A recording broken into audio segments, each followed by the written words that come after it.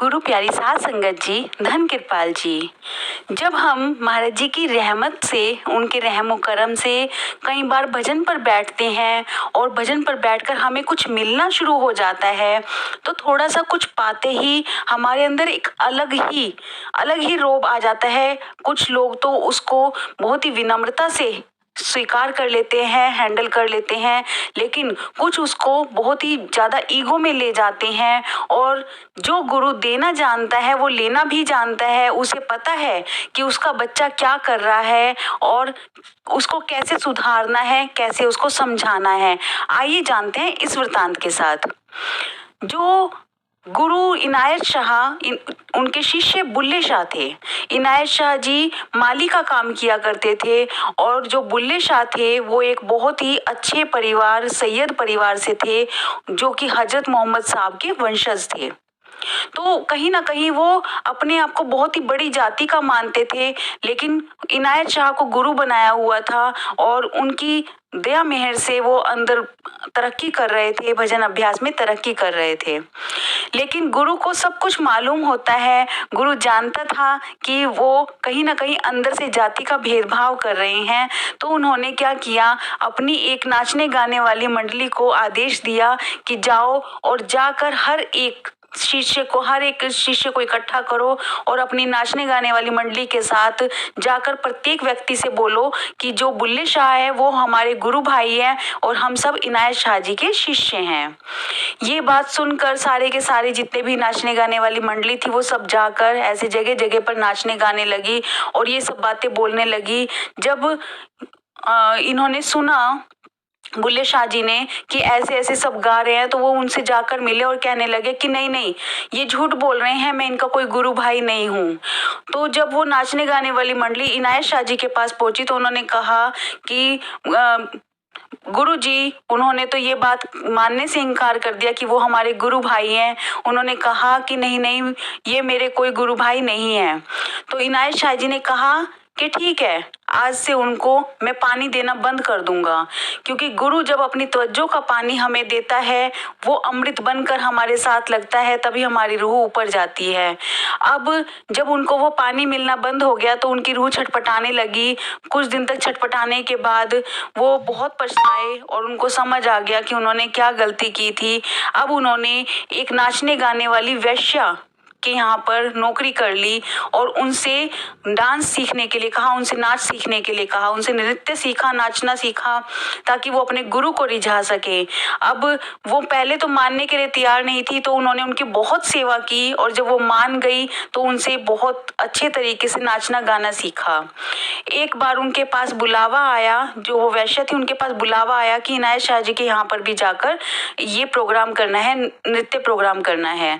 तो जो बुल्ले शाह जी थे उन्होंने कहा कि आज आप मेरी बात मान लीजिए, आप वहां पर मत जाइए, एक लड़की का वेश धारण करके मैं वहां पर जाऊंगा और आपकी जगह मैं वहां पर मुजरा करूंगा, मैं वहां पर नाचूंगा आऊंगा। ये बात सुनकर पहले तो उन्होंने मना कर दिया, लेकिन जब उनके ज्यादा जिद करने पर वो उनकी बात मान गई और उन्होंने अपनी जगह बुल्ले शाह जी को इनायत शाह जी के यहाँ पर भेज दिया। जब इनायत शाह जी वहां पर बैठे हुए थे तो बुल्ले शाह ने बहुत ही प्यार से, इतने नम्र हृदय से और इतनी धीमी और मीठी आवाज में और रो रो कर गाना शुरू किया और नाचना शुरू किया। तो इनायत शाह जी अपनी गद्दी से उठ खड़े हुए और जाकर उनको गले से लगा लिया।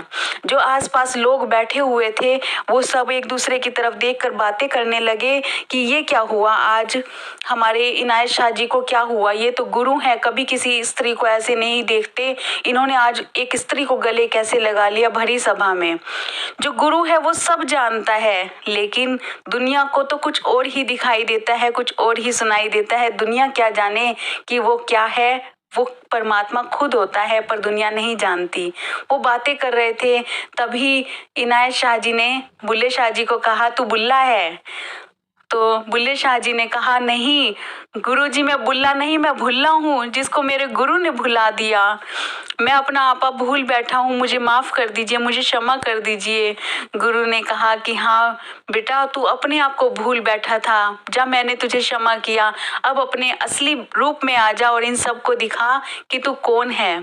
तो तब बुल्ले शाह अपने असली रूप में आए और उन्होंने देखा कि ये तो बुल्ला है और ये एक लड़की के वेश में यहाँ पर मुजरा करने आया था, वो असल में अपने गुरु को मनाने आए थे।